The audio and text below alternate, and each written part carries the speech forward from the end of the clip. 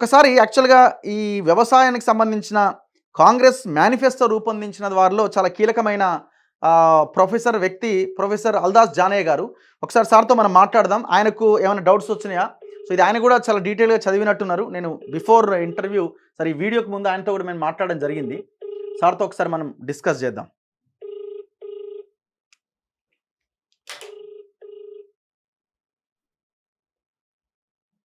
Hello! Sir నమస్తే. నమస్తే Raghu. Sir ఇది జీవో కాపీ చదివినారా సార్? చదివానండి. సార్ మీకేమైనా డౌట్స్ అనిపించినాయా? లేకపోతే పర్ఫెక్ట్ ఉందా? అంటే మీరే కదా ఇప్పుడు ఈ మేనిఫెస్టోలో ఈ రుణమాఫీ మీద, వ్యవసాయం మీద చాలా అంశాలు ఇచ్చినారు. అంటే ఇప్పుడు ఈ మేనిఫెస్టోలో ఏ విధంగా అయితే ఈ తెలంగాణ రైతాంగానికి హామీ ఇచ్చారో, ఇంతకాలం ఈ గత 3-4 నెలల నుంచి ఏదైతే ఎదురు చూస్తున్నారో దానికి అనుకూలంగా దాదాపుగా మీకు 22 గైడ్ లైన్స్ తోని ఈ రోజు జీవో వచ్చింది. ఓకే. చాలా వరకు అన్ని గైడ్ లైన్స్ సాధారణంగా అందరూ ఇప్పుడు మనం ఇంత ముందు కూడా మాట్లాడుకున్నాం. ఆ గైడ్ లైన్స్ కు అనుకూలంగానే మనం అందరి అభిప్రాయాలకు అనుకూలంగానే గైడ్ లైన్స్ వచ్చాయి. ఓకే. సో మనం మిగతా 2 ఇంపార్టెంట్ క్లాజెస్ ఇప్పుడు అందులో 3.6 ఉంటది. 1 సెకండ్ సార్. 1 సెకండ్. ఒక్క నిమిషం. 1 సెకండ్.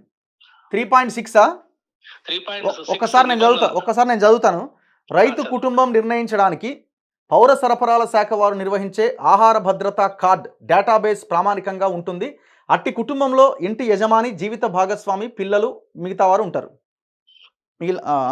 సార్ అంటే ఇప్పుడు మనకు ఫ్యామిలీ యాజ్ ఎ యూనిట్ అని మనం అందరం అనుకున్నాం. అంటే భార్య, భర్త అలగలగు వేరువేరుగా తీసుకుంటే అది కాకుండా మన ఫ్యామిలీని ఒక యూనిట్ గా తీసుకోవాలని చాలా మంది రైతు నాయకులు కూడా మనందరం కూడా సజెస్ట్ చేశాం.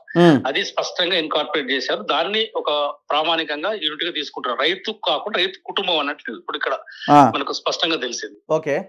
సో అదే అయిపోయింది. అదే విధంగా మనకు నిబంధన 4. అంటే 4 సార్ ఇక్కడ ఇంకోటి సార్, ఇప్పుడు రేషన్ కార్డు అని అంటున్నారు కదా, రేషన్ కార్డు లేని వాళ్ళు కూడా చాలా మంది ఉండొచ్చు కదా. అంటే ఇక్కడ రేషన్ కార్డు అనేది ఒక ప్రామాణిక ఫ్యామిలీ అంటే ఏమిటి అనే దానికి ఇది ఒక బేసిస్ గా ఉండాలి కదా. మనకి ఏదో ఒక బేస్ అనేది ఒక ప్రభుత్వం జారీ చేసే ఒక ప్రమాణం ఏంటంటే మన రేషన్ కార్డు. అవును. ఇప్పుడు రేషన్ కార్డు లేని వాళ్ళ పరిస్థితి ఏంటన్నది మళ్ళీ క్వశ్చన్ మార్కే కదా. అంటే ఇక్కడ రేషన్ కార్డు లేని వాళ్ళు సాధారణంగా ఎవరు ఉంటారంటే అర్బన్ ఏరియాలో ఉన్న హై ఇన్కమ్ వాళ్ళకి రేషన్ కార్డు ఉండదు. ఓకే. సాధారణంగా అంటే ఇప్పుడు పిల్లలు చాలా మంది అంటే పెళ్ళైపోయి విడిపోయి అంటే దూరంగా ఉంటున్న వాళ్ళు, లేకపోతే కొత్తగా పెళ్ళై 4-5 ఏళ్ల నుంచి రేషన్ కార్డు కోసం వెయిట్ చేస్తున్న వాళ్ళు, ఇట్లాంటి వాళ్ళకు ఉండే ఛాన్స్ లేదు కదా సార్. అంటే ఈ మధ్యలో కొత్తగా రేషన్ కార్డులు కొంత సర్వే కూడా జరిగింది అనుకోండి. జనవరిలో, ఫిబ్రవరిలో మనకు కొత్త రేషన్ కార్డులు ఇవ్వడానికి కొన్ని ప్రాసెస్ కూడా మొదలు పెట్టారు. బహుశా అది దానికి కొంత టైం పట్టవచ్చు. మరి అది కొంత ఇష్యూ ఉండొచ్చు. కానీ యాజ్ ఆన్ టుడే మనకు టైం బౌండ్ కాబట్టి రేషన్ కార్డు ముఖ్యంగా ఇది ఏంటంటే గ్రామాలలో రైతాంగానికి మాక్సిమం బెనిఫిట్ కావాలనే ఉద్దేశం. ఎక్కువ ఈ రేషన్ కార్డు లేని వాళ్ళు ఎవరంటే ఇప్పుడు మన లాంటి వాళ్ళు, హైదరాబాద్ ఉన్న వాళ్ళు, ఈ ఉద్యోగస్తులు, ఈ ప్రజాప్రతినిధులు, హై ఇన్కమ్ గ్రూప్ వాళ్ళు, వీళ్ళకు రేషన్ కార్డు గురించి మనకి ఎప్పుడు ఆలోచన. ఇప్పుడు ఇక్కడ ఇంకొక క్వశ్చన్ వస్తుంది ఏంటంటే, ఇప్పుడు గవర్నమెంట్ ఎంప్లాయీస్ కానీ కొంతమందికి ఈ పింక్ కార్డ్స్ ఉంటాయి, లేదు అసలు వైట్ రేషన్ కార్డు ఉండదు. అవును. సో వాళ్ళకి లేనట్టే కదా మరి దీని ప్రకారం. అంటే అక్కడ దానికి మీరు 4 నిబంధనలు 13వ అంశం ఉంటుంది చూడండి. 4.13లో 4.13లో 4వ నిబంధన చూడండి. మీరు మార్గదర్శకం ఉంటుంది. కేంద్ర ప్రభుత్వం అమలు చేసే పిఎం కిసాన్ మినహాయింపులను రాష్ట్ర ప్రభుత్వం వద్ద డేటా లభ్యంగా ఉన్నంత మేరకు మరియు ఆచరణాత్మకంగా అమలు చేయడం వీలైనంత వరకు పరిగణలోకి తీసుకుంటామని అంటున్నారు. ఇది కేంద్ర ప్రభుత్వం గత 2018 అంటే దాదాపుగా 6 సంవత్సరాల నుంచి ఈ ప్రధానమంత్రి కిసాన్ సమ్మాన్ యోజన కింద ఏదైతే 6,000 ఇస్తున్నారో 3 దఫాలుగా 2,000 లెక్కన దాంట్లో చాలా స్పష్టమైన క్రైటీరియా ఉన్నది. ఓకే. ప్రభుత్వ ఉద్యోగస్తులకు ముఖ్యంగా ప్రజాప్రతినిధులు, హై ఇన్కమ్ ట్యాక్స్ పే చేసే వాళ్ళకు, అంటే రిటర్న్స్ కాదు, ఇన్కమ్ ట్యాక్స్, అంటే ఇన్కమ్ ట్యాక్స్ ఎక్కువ ఆదాయం ఉన్న వాళ్ళు ఆటోమేటిక్ ట్యాక్స్ పే చేస్తారు. లింక్ ఉంటది కాబట్టి అది కూడా. సో అదే విధంగా ఒక 5 ఎకరాలు పైబడి ఉన్న వాళ్ళకు. సో ఈ నిబంధనలు సాధ్యమైనంత వరకు దాని పరిధిలోకి వస్తాయి. మీరు అన్నారు పింక్ కార్డు ఉండి ఉన్నదనుకోండి, వాళ్ళు ఆల్రెడీ గవర్నమెంట్ ఉద్యోగస్తులు అయితే ఇక్కడ ఎలిమినేట్ అయిపోతారు. అంతే. ఇప్పుడు రెండు క్లాజుల ప్రకారం ఎలిమినేటే. అంతే కదా. ఇప్పుడు మన అందరూ ఆ. ఇప్పుడు మన తెలంగాణ సమాజం కూడా రైతులకు, వ్యవసాయం చేసే రైతులకు ఈ రైతు రుణమాఫీ ఫలాలు అందాలి. ఉమ్, రైతు కానీ రైతులకు అందకూడదు, ప్రభుత్వ ఉద్యోగస్తులకు అందకూడదు, ఆ, ప్రజాప్రతినిధులకు అందకూడదు, అవును. భూస్వాములకు అందకూడదు, ఉమ్, రియల్ ఎస్టేట్లకు, వ్యాపారాలు హైదరాబాద్ లాంటి చేసుకునే పెద్ద పెద్ద లోన్లు తీసుకునే వాళ్ళకి అందకూడదు, కంపెనీలకు అందకూడదు. ఇవన్నీ ఉమ్. మనం అందరం సమాజం మనందరం ప్రభుత్వానికి సలహాలు ఇచ్చినాం. ఖచ్చితంగా గైడ్ లైన్స్ ఉండాల్సిందే, కండిషన్స్ పెట్టాల్సిందే, డౌట్ ఏం లేదు. యా. అవన్నీ ఈ 3.6లో 4.13 4లో ఆ, ఇవి మనకు దాదాపుగా అన్ని ఇలాంటి ఒక అసలు రైతుకు అందే విధంగా ఈ కండిషన్స్ పెట్టి ఉమ్. ఈ పెట్టారు కాబట్టి. కానీ ఒకటి ఏంటంటే ఈ రేషన్ కార్డు ఇప్పుడు చాలా మంది మెసేజ్లు పెడుతున్నారు. ఒక ఆయన అంటున్నాడు నాకు 2018 నుంచి ఇప్పుడు ఒక 2 ఎకరాలు ఎక్కడైనా తీసుకున్నారు అనుకోండి సార్, ఇమీడియట్గా ఆయన లోన్ తీసుకున్నాడు ఫర్ ఎగ్జాంపుల్. ఇప్పుడు తండ్రి ఆయనకు రేషన్ కార్డు ఉన్నది, పిల్లలు ఆయన పెళ్లి చేసుకున్నాడు, 2018లోనో 19లోనో ఒక 2 ఎకరాలు ఉన్నాడు, ఒక ఫర్ ఎగ్జాంపుల్ అనుకుందాం.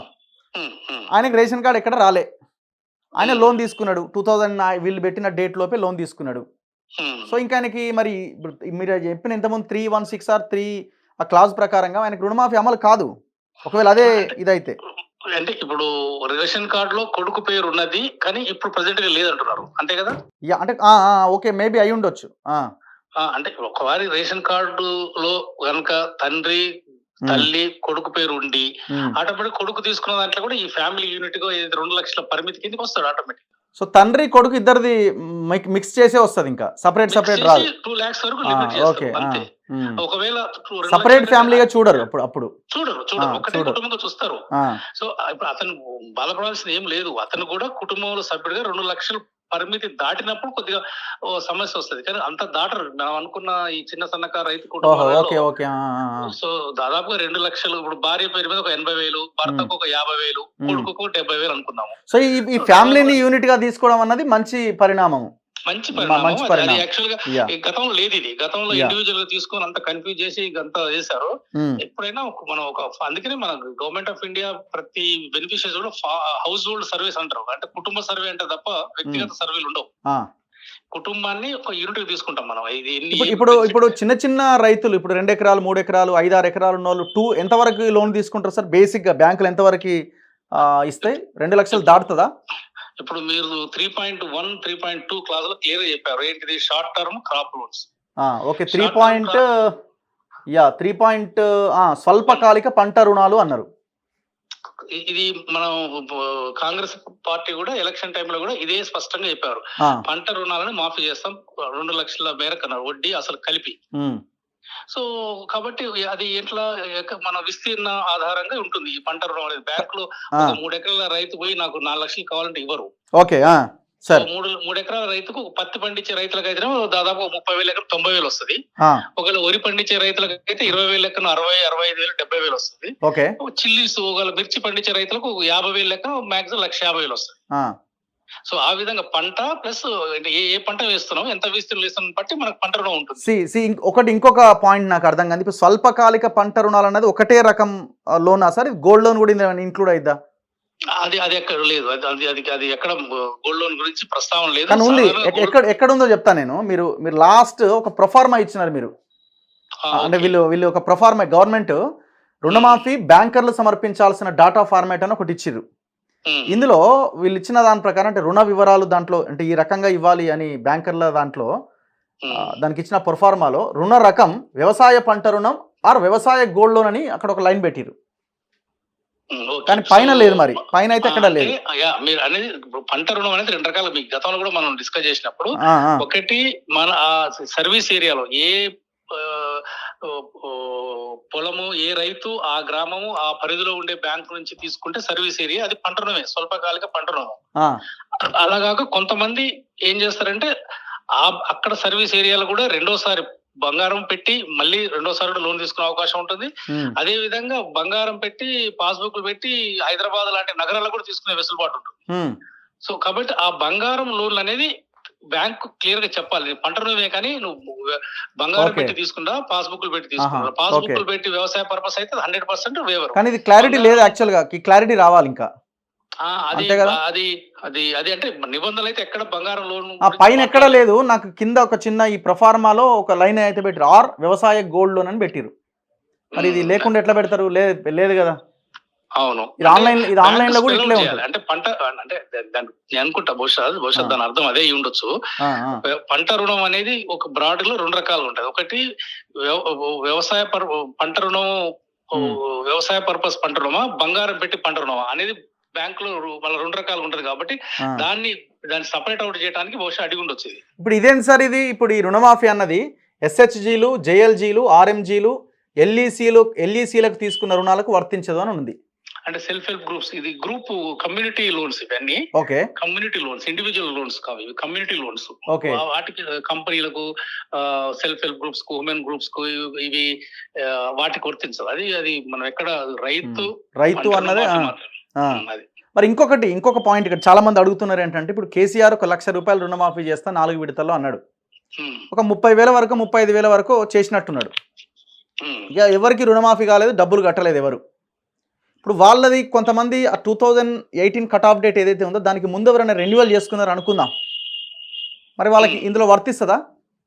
అంటే ఇక్కడ మీకు ఆ 3.2 అనుకుంటా క్లాజ్ లో స్పష్టంగా చెప్పారు, డిసెంబర్ 12, 2018 తర్వాత తీసుకున్న కొత్త రుణం గానీ, రెన్యువల్ గా చేసుకున్న రుణం కూడా, రెన్యువల్ అయినది కూడా అని రాశారు, స్పష్టంగా రాశారు. అక్కడ ఏమి మనం అక్కడ ఎలాంటి మీకు అనుమానానికి తావు లేకుండా చాలా స్పష్టంగా రాశారు.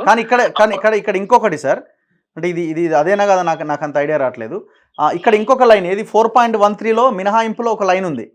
ఏమనుందంటే, ఈ రుణమాఫీ పునర్వ్యవస్థీకరించిన లేదా రీషెడ్యూల్ చేసిన రుణాలకు వర్తించదు అని ఉంది. సేమ్ మీనింగా? అంటే ఇది రీషెడ్యూల్ అంటే అది సాధారణంగా ఏంటంటే, ఇప్పుడు మనం క్రాప్ లోన్స్ కొన్ని 2017, 16లో తీసుకుంటారు. దాన్ని రెన్యువల్ కాకుండా రీషెడ్యూల్ చేసుకుంటారు. అంటే కొన్ని కరువు వచ్చినప్పుడు ఆ టైం కొన్ని కారణాల వల్ల రీషెడ్యూల్ చేస్తే 3 ఏళ్ళు ఇలా కట్టకుండా పోతే అది టర్మ్ లోన్ గా మారిపోతుంది. ఓహో, ఓకే. రీషెడ్యూల్ వేరు, రెన్యువల్ వేరా సార్? రెన్యువల్ వేరు, రీషెడ్యూల్ వేరు, రెన్యువల్ అంటే నేను 1 లక్ష రూపాయలు తీసుకున్నాను, వడ్డీ 1 లక్ష రూపాయలు ప్లస్ వడ్డీ కట్టి మళ్ళీ అదే రోజు నేను మళ్ళీ ఇంకొక కొత్త లోన్ తీసుకుంటాను. 1 లక్ష రూపాయలు తీసుకోవచ్చు, 1 లక్ష ఎక్కువ కూడా తీసుకోవచ్చు.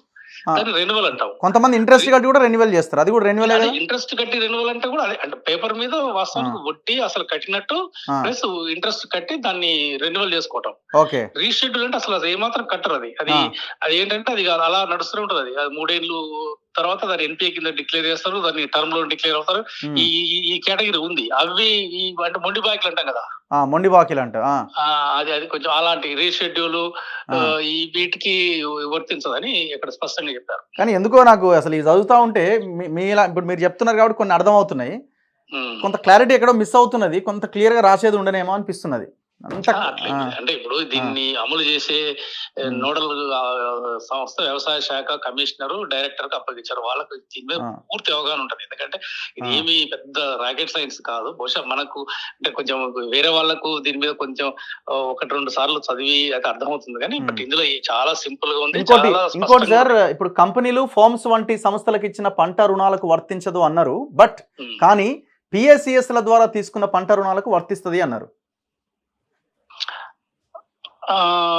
పిఎస్సి అంటే అసలు ఫస్ట్ కంపెనీలు ఈ ప్రైమరీ అగ్రికల్చర్ కోఆపరేటివ్స్ అసలు ఇవ్వరు అసలు. అది కొంచెం దాని మీద వివరణ కొంచెం ఇంకా కొంచెం క్లియర్ గా రాయాల్సిన. వాస్తవం కంపెనీలకు ఏ కంపెనీకి ఇచ్చినా సరే ఏ లోన్ కూడా మాఫీ కాదు. ఇది కేవలం రైతులకు. అయితే ఈ ప్రైమరీ అగ్రికల్చర్ కోఆపరేటివ్ సొసైటీస్ మరి ఎఫ్పిఓస్ కి ఇస్తారు కొంత, ఏమన్నా అలాంటిది ఏమన్నా ఫార్మర్స్ ప్రొడ్యూసర్స్ ఆర్గనైజేషన్స్ కానీ, లేదంటే చిన్న చిన్న ఫార్మర్స్ గ్రూప్స్ కు ఈ కోఆపరేటివ్ స్మాల్ గ్రూప్స్ కి ఇస్తుంటారు. సో అలాంటిది ఏమన్నా మాఫీ అవుతుందా మరి, దీని గురించి క్లారిటీ కొద్దిగా ఇందులో మాత్రం మీరు అన్నట్టు కొంచెం స్పష్టత రావాల్సిన అవసరం ఉన్నది. ఓకే. అండ్ ఇంకొకటి, ఇప్పుడు ఆధార్ కార్డు కూడా అన్నిట్లో మ్యాచ్ కావాలంటున్నారు. రైతు పాస్బుక్ లో Aadhaar, and passbook data Aadhaar, రైతు account Aadhaar, and PDS database లో ఉన్న ఆధారు, అంటే రేషన్ కార్డులో ఉన్న ఆధారు. సో అన్ని మ్యాచ్ కావాలని కూడా చెప్తా ఉన్నారు. మూడు ఉన్నాయి. ఒకటి Aadhaar, bank account plus PDS ration card. ఈ 3లో మ్యాచ్ అంటే మనకి ఏమవుతుందంటే కొన్ని మిస్యూజ్ ఇప్పుడు మనం చూస్తున్నాం. ఎక్కడెక్కడో రకరకాలుగా ఆసరా పెన్షన్లను ఈ మధ్యలో చూసాం. అసలు మొత్తం ఆ, ఎట్లా Yeah. మోసాలు ఇట్లా స్కామ్ చేస్తారు కొంతమంది అధికారులు సో సార్ కాబట్టి ఇందులో లీకేజెస్ ని అరికట్టడానికి ఇప్పుడు ఒక డిజిటల్ మోడ్ గా టెక్నాలజీని వాడుకొని Aadhaar bank plus PDS ration card పెట్టడం వల్ల ఏంటంటే మీకు మిస్యూజ్ కాదు, కరెక్ట్ బెనిఫిషరీస్ కు అందుతుంది అన్నట్టు. ఓకే, బెనిఫిషరీస్ కూడా మిస్ కారు దానిలో ఏంటంటే మీకు కరెక్ట్ బెనిఫిషరీస్ కూడా మిస్ కారు. ఇప్పుడు చాలా మంది అడుగుతున్నారు ఏంటంటే తెలంగాణ ప్రజలు రేషన్ కార్డు నిబంధనను అంగీకరించట్లేదు అన్నది ఒకటి, అంటే కామెంట్స్ పెడుతున్నారు. నాకు 10 ఎకరాలు ఉన్నది, రేషన్ కార్డు లేదు, రుణమాఫీ కాదా? ఇప్పుడు వాళ్ళు ఫ్యామిలీలో ఉండాలి ఒకవేళ ఈయన ఉంటే, మరి అందులో 10 ఎకర్స్ అంటే మాది పిఎం కిసాన్ కింద 10 ఎకర్స్ అసలు లేనే లేదు. ఇప్పుడు మీరు ఇక్కడ ఉంది, ఇప్పుడు మనకు రేషన్ కార్డుకు నిబంధన 7.5 ఎకరాలు తెలంగాణలో, మీకు తెలిసి ఉంటది అది. 7.5 ఎకరాలు ఉన్న ప్రతి రైతు కుటుంబానికి తెల్ల కార్డు ఇచ్చారు.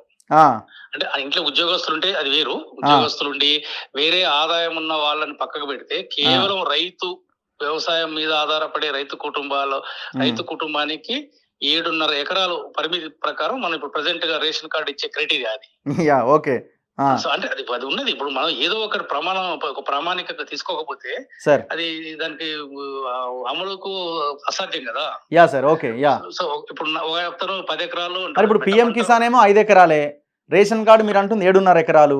అంటే ఇప్పుడు ఇక్కడేమో అది ఒక ఫ్యామిలీ యూనిట్, అక్కడ ల్యాండ్ వస్తుంది 3.6 లో. ఇక్కడ గవర్నమెంట్ ఉద్యోగస్తులు వస్తారు, అక్కడ గవర్నమెంట్ ఉద్యోగస్తులు లేరు. ఇక్కడ గవర్నమెంట్ ఉద్యోగస్తులు, ట్యాక్స్ పేయర్స్, ఈ హై ఇన్కమ్ గ్రూప్ వీళ్ళంతా ఇక్కడ ఎగిరిపోతారు. Okay, right sir, thank you sir. ఏదేమైనా బ్యాంకుకి వెళ్తేనే క్లారిటీ వస్తుంది, వ్యవసాయ అధికారులకు కూడా క్లారిటీ ఉంటది. ఐ థింక్ నేను అనుకోవడం చాలా సింపుల్ గా ఉన్నాయి, చాలా స్పష్టంగా ఉన్నాయి. ఇందులో పెద్దగా ఏదో ఒకటి రెండు మీరు అన్నట్టు కొంచెం స్పష్టత ఇవ్వాల్సిన అవసరం, బట్ ఓవరాల్ గా ఇది చాలా అందరికి అర్థమయ్యే రీతిలోనే ఉన్నాయి. Right sir, thank you very much. So చాలా మంది అడుగుతున్నది ఏంటంటే రీషెడ్యూల్ అంటే ఏంటి, రెన్యువల్ అంటే ఏంటి అని అంటున్నారు. సో సార్ చెప్పిన దాని ప్రకారం రెన్యువల్ అంటే మీరు 1 లక్ష రూపాయల లోన్ ఉంటే ఇంట్రెస్ట్ కట్టి మళ్ళీ ఆ లోన్ని రెన్యువల్ చేసుకుంటారు, మళ్ళీ కొత్తగా లోన్ తీసుకున్నట్టుగా. సో దాన్ని రెన్యువల్ అంటారట. సో అప్పుడు మరి 2018 కంటే బిఫోర్ రెన్యువల్ చేసినా కూడా అప్లికేబుల్ అన్నది 3.2లో ఏమో మనకు కనబడతా ఉన్నది. అండ్ రీషెడ్యూల్ లోన్స్ మాత్రం అవకాశం లేదు, వర్తించదు అని మినహాయింపుల్లో పెట్టారు.